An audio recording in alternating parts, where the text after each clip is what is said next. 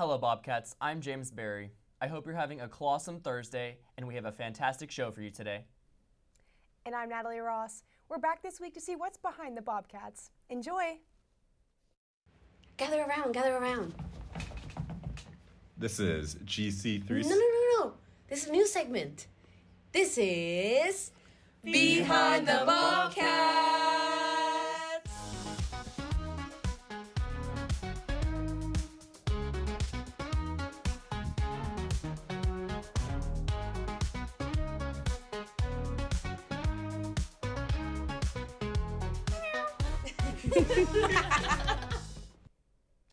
Anchor Catherine Dunn sat down with the president and chief of education of the Environmental Science Club, who were able to give an inside look into the organization.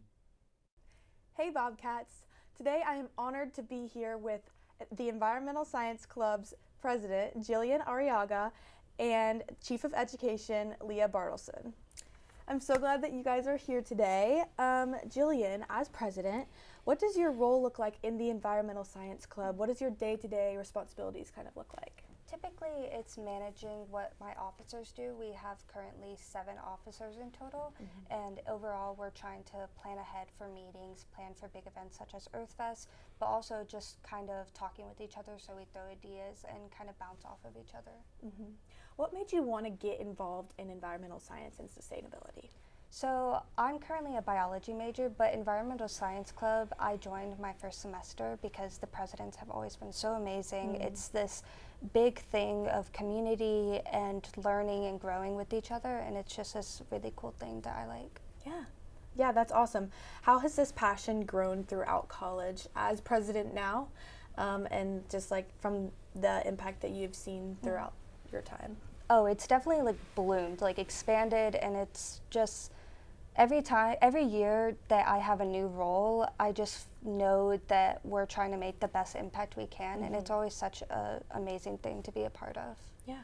So tell me a little bit about the Environmental Science Club. What do y'all do? What is kind of like your mission statement, purpose of the club? Yeah, so typically it's about learning and engaging, activism typically, and we're trying to teach anyone is welcome at the club. It isn't just an environmental science and science-related field. Like anyone's welcome, as we do a lot of educational, we try and do interactive stuff, we do volunteer stuff, and we try and get involved in the local community, but also involved in the student organizations that are around campus. So what about the Environmental Science Club makes it unique from other organizations on campus? I believe our activism and our general mission to help grow that understanding of a lot of different environmental issues such as like global warming, we have climate change, we have basic sustainability practices that we could do, recycling, things like that. It's definitely deeply embedded in what we try and teach others through the club. Yeah. So how do you balance the club's big goals while making sure members are not only learning but taking action and telling others to take action? It's definitely like hard balance sometimes because we try and do like educational stuff, but like for example, our Halloween meeting that we had done, we did cut out face mask, and then we also learned about endangered species. And so we try and do like little interactive things because the face masks were animals, and like even basic things like that really helps ingrain the idea in a lot of students instead of just like sitting in front of like a screen and just like reading off of it type thing. That sounds so engaging and fun, and just a good way to spread more information and educate others. So I've heard you guys have a fun event coming up for Earth Day called EarthFest. So tell me a little bit about that. What is EarthFest for some of us that don't know or have never been? So EarthFest is this huge event that we do every year on the Friday of Earth Week, and it's going to be April 24th, and it's this huge event where a bunch of student organizations come and they show what their clubs can do for sustainability and environmental practices, but also it's a big learning opportunity as we show clubs what we do, but also other organizations, and what the college can do overall to do better sustainable recycling and basic environmental ideas behind it. Yeah. So what impact do you hope to have on the students and campus throughout this next week and the event? Definitely learning a lot. I love learning a lot of stuff, and so I want to spread that passion to others that may not be like super interested in that type of topic, as it's such an important thing in our current like climate and just environment. And we definitely want to leave that impact of you can do something positive, and it's not just, well, I'm just one person, I can't make an impact, because you really can. Like, it's a big thing that people have tried to like change. Like, one person can change a lot. Yeah, totally. And I can totally see your passion for this topic, and I think that's really awesome. What does Earth Day mean to you personally besides this event and like being in the Environmental Science Club as president? What does Earth Day mean to you? Earth Day is such a environmental movement in the past and currently. Like, originally it was millions would show up for these types of events, and now it's billions across the world. It's bloomed, and it's such an amazing thing to see how artists, how activists, and all these people combine to do cleanups on that day, or just like awareness and little protests and all these different things. It's really amazing to see how much it's just blown up in over the years and decades. That's awesome. Thank you, Jillian. So Leah, as Chief of Education, what ways does the Environmental Science Club work with the local community here in Milledgeville? We do occasional greenway cleanups, and that involves pulling out invasive species like privet and kudzu, and picking up trash around the trail because it floods a lot, and there's a lot of trash there. We also go to Salamander Springs once or twice a semester. That's a family-owned farm that is a very beautiful place to spend time at, and we help Debbie with the garden there. And I work with the Office of Sustainability, where we do pop-up thrift shops around campus too, and it basically gives out free clothes for students who need them, and it helps recycle clothing so it doesn't just go to the landfill. Yeah, that sounds awesome. Of those events that you've done in the past, which one have you seen have the most impact on the community, and which one has been your favorite? I think the most impact on the community is the Greenway cleanup, because invasive privet and kudzu is just so prevalent in Milledgeville, and it's very important to take out. And those always have such a huge impact. But my favorite is the camping trip, which we do once a semester, and we always go somewhere different, and there's a lot of teamwork involved in friendship making. So tell me about that camping trip. Is it different every year? Like, what kind of activities do you guys do? We always pick somewhere different, and we decide as a club. We vote on what food to prepare there. It's always vegan for environmental reasons, and we will always go hiking, we'll go canoeing, and we'll do volunteer service there too in the campsite. Yeah, that sounds amazing. So for students who don't know much about environmental science but want to get involved, how does the club best nurture these interests and passions if like some people don't know about it yet? Like, it's definitely a club for any kind of nature kid. Anybody who loves Mother Earth should come. And we have a lot of outdoor activities where you don't have to know about the environment. This is a place to learn about it and to share your passion with other people. Yeah. So what are some everyday things that we as college students living on a college campus in a college town, what are things that we can change and do in our daily lives that are more environmental conscious? I think the most important thing to do is reduce your personal consumption and to not buy new as much as you can, to reuse what you have and go to thrift stores and find what you can there. And also one important thing to do is reduce meat consumption.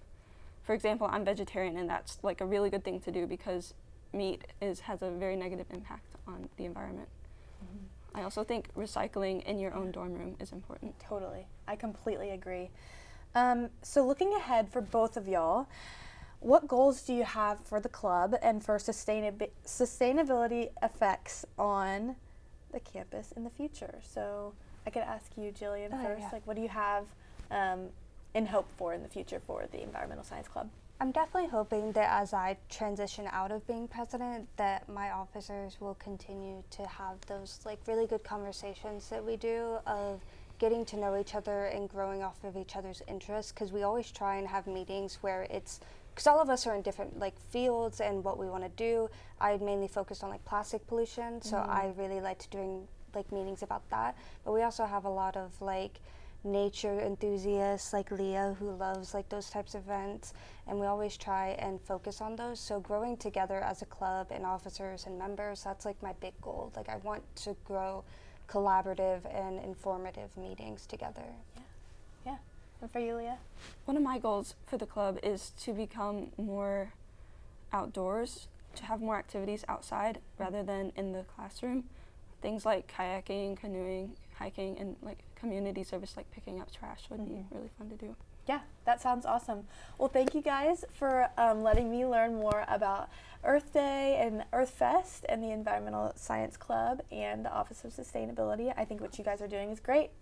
So thank y'all for coming by. Thank you so much. Thank you. All right, back to you, anchors.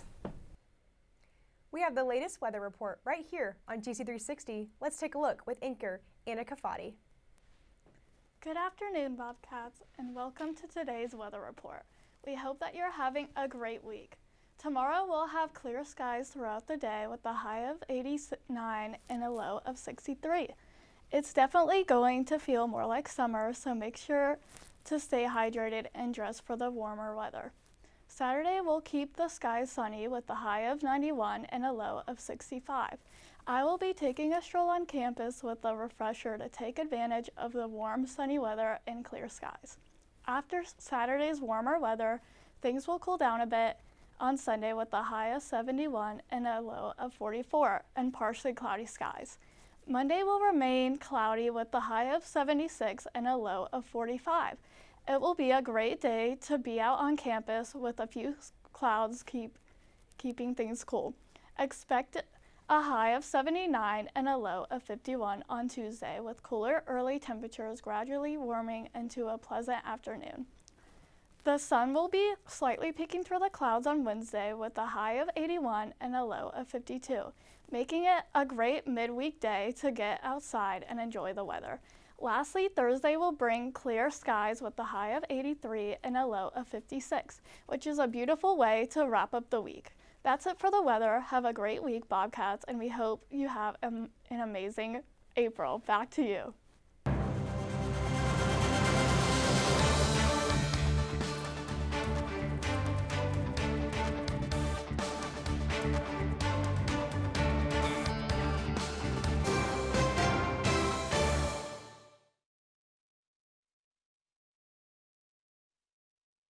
My name is Kathleen O'Neill, and I'm the costume shop supervisor and instructor for the theater department.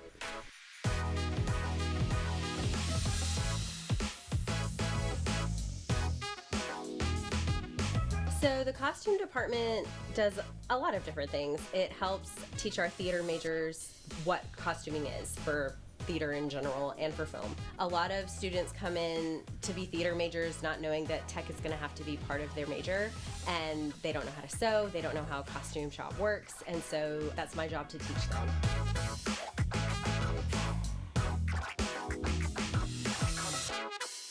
Most of the time they take the skills they learn in here and then they apply it to their life. And I hear all the time that they come in and they're like, Kathleen, I sewed a button on my pants because you taught me how to do it.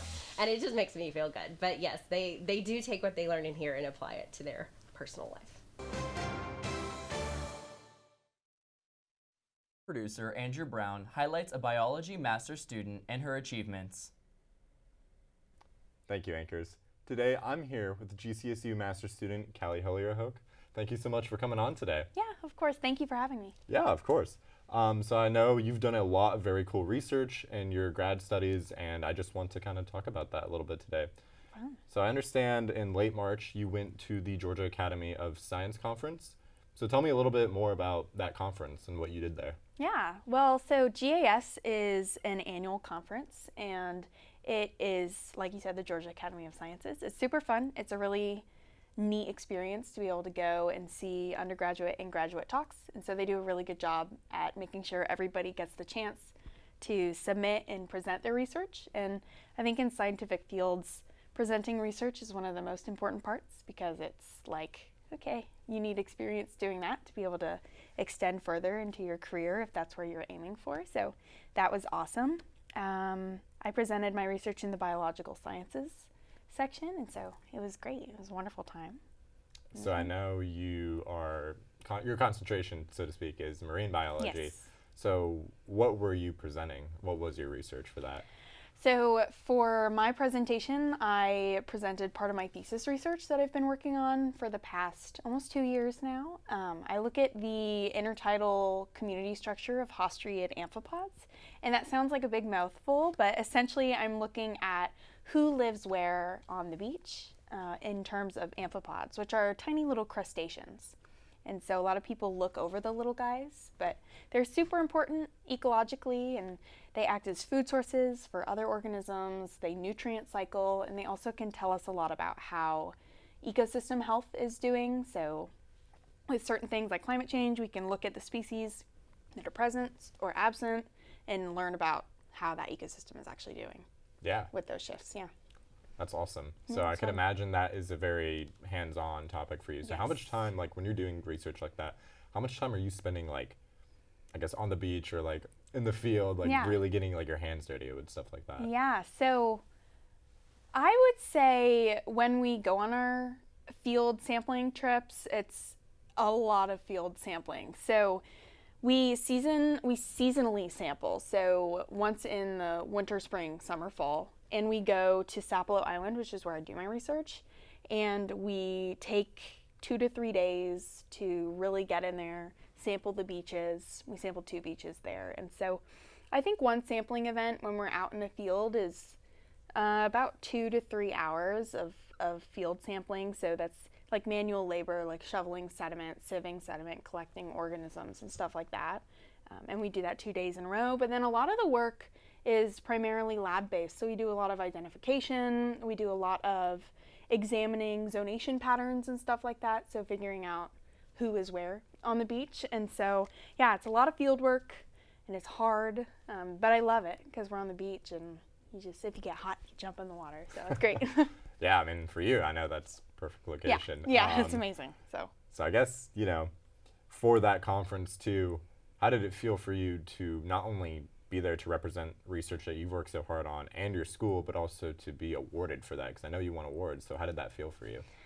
It's really rewarding to get a reward. Yeah.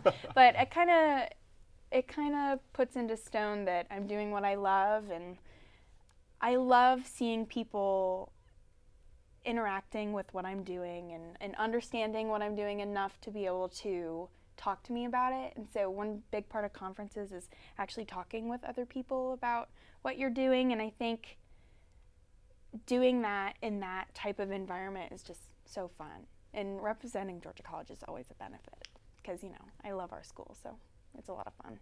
Right, like, because I could imagine that's kind of a taste of getting to work with people who are actually, like, in your field doing with what you're doing. And, like, here, you're still just a student. And I understand you're a master's student, which, for my knowledge, is pretty uncommon here at GCSU. So what has your experience been like just being a grad student, working towards, like, that kind of degree here? Yeah, so I think it's really unique because you're right, there's not a lot of graduate students, especially in the biology department, but because it's smaller, I have such a wonderful group of friends that I've made, and our faculty is incredible. And so by being a smaller program, it's really nice because you get a lot of hands-on attention, you get small classes, which is incredible to be able to really interact with material and to interact with professors, and so it's really beneficial, I think. And it isn't common to walk around and be like, oh, that's a graduate student, and we're kind of cryptic, we kind of hide, but you'll find me in the ISC 24/7, so we hide over there sometimes, but no, I love it. It's a really fun experience. Good. I'm glad to hear that. What is your, you know, academically speaking at least, how does your day-to-day life with your classes and just, you know, your academics differ from the average student, you think? Interesting.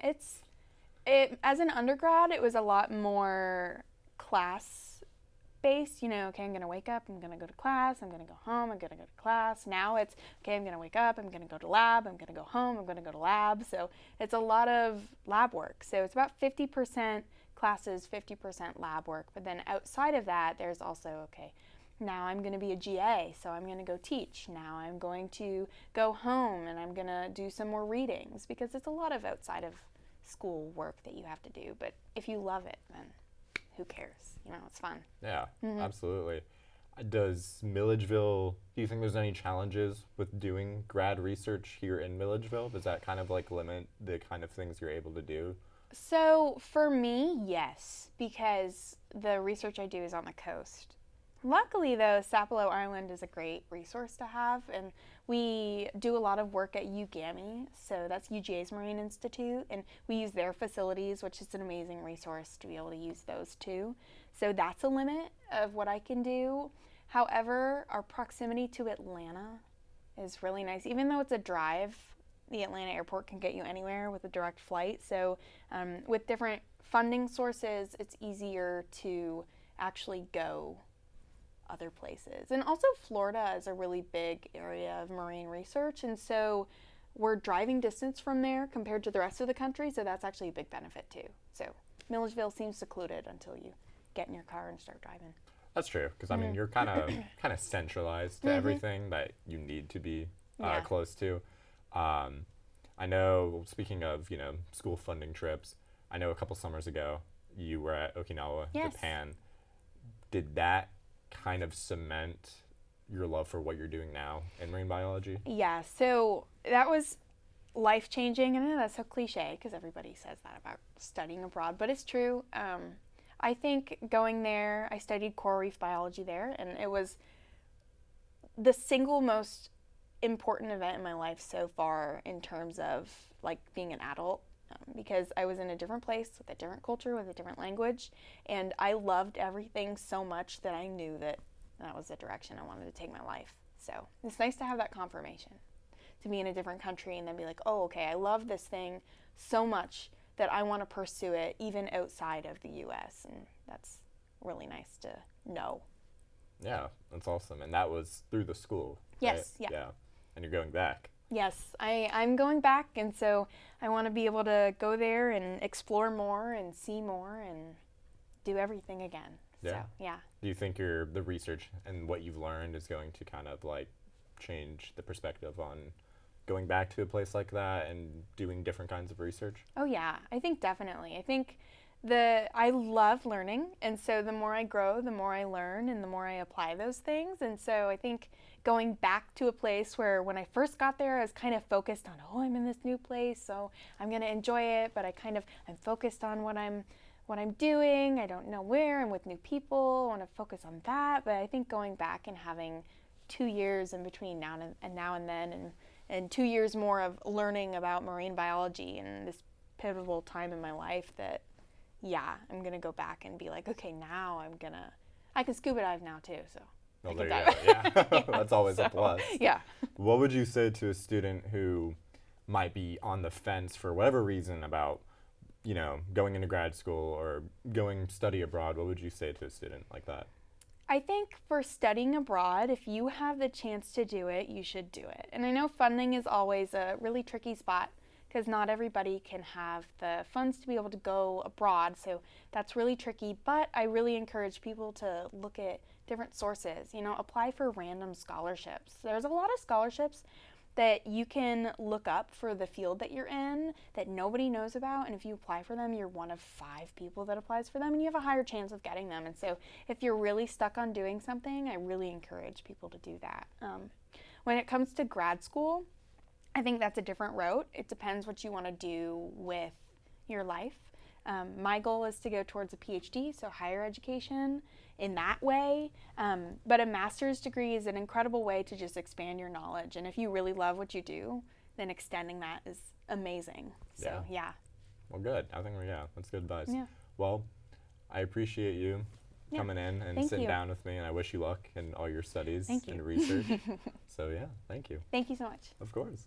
Back to you, anchors. Every student has a favorite moment each semester. Lead anchor Simran Puri went on the prowl to search them out. Hey guys, my name is Simran Puri and I'm the lead anchor for GC360, and today we're on the prowl asking students what their favorite part of the semester was. Come along.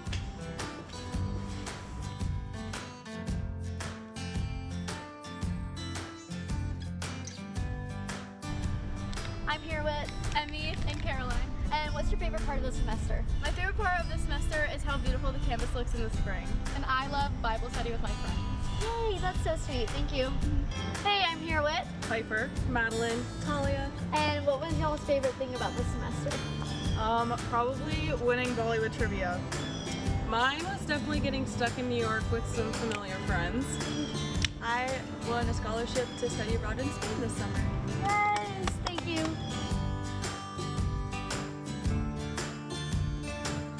And what was y'all's favorite thing from this semester? My favorite thing this semester was going to the bookstore and buying my cap and gown to get ready to graduate. There you go. I got to go with County Line. That was a lot of fun. That was fun too. Awesome, thank you guys. And what was y'all's favorite thing about this semester? Mine was definitely the research projects I was a part of because I did a dance film and then I'm currently working on a cheese project. Wait, that's so much fun. I'm working on an informative speech about transportation infrastructure. I like to sit out on front campus and watch the schools and roads. Yes, awesome, thank you. Something obscene. It's not rare. I'm telling you just how I feel, so wake up, the members of our nation. Right. And what was the best thing, your favorite thing you did this semester? I'm a rattlesnake researcher, so I got to go to a field site in South Georgia and track wild ranging eastern diamondback rattlesnakes. That is really cool. Yeah, I got to see a couple on the surface.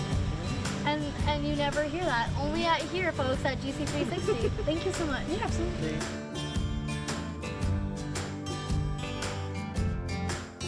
Hey, I'm here with Della Young. And what is your favorite thing you did this semester? My favorite thing I did this semester was actually today in Research Day where I got to present twice. Yes, go Bobcats! And what was your favorite thing from this semester? Probably practicing for Greek weekend tug and stab. Yes, thank you. I really like making new friends and getting to know them a lot more, and my grades were really good this year. Hey, congratulations, that's so sweet. My favorite thing was on Wellness Day because that was new and I got to do goat yoga and I had a goat crawl on my back, so I thought that was really sweet. I would say presenting my poster today at Research Day. Y'all should Google what hairpin motives are. I'm here with Josh. And what was your favorite thing about this semester? Definitely the spring concert.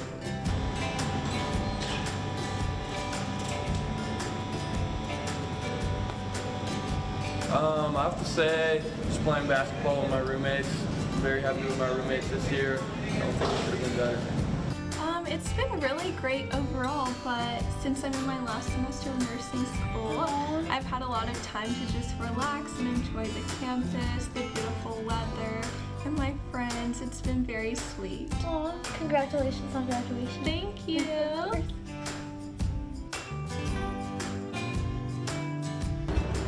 Hey, I'm here with L'Oreal.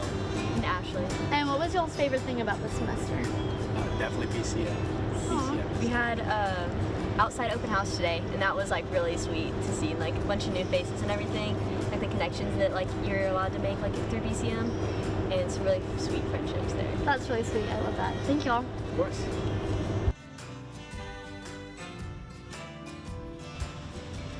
Thank you all for coming along. I hope you all had a great semester, and happy Behind the Bobcat. I'll see you next week. That's all for Behind the Bobcats this week. Thank you for joining us today, and make sure you tune in next Thursday at 4 p.m. on NBC TV4 through the CableCast app. I'm James Beary. And I'm Natalie Ross. If you want a professor, student, or staff member highlighted on the show, fill out the form on our Instagram. That's at GC360 News on Instagram and YouTube. This is Behind the Bobcats, where your story takes the spotlight. See you next week. Gather around, gather around. This is GC360. No. This is a new segment. This is Behind the Bobcats.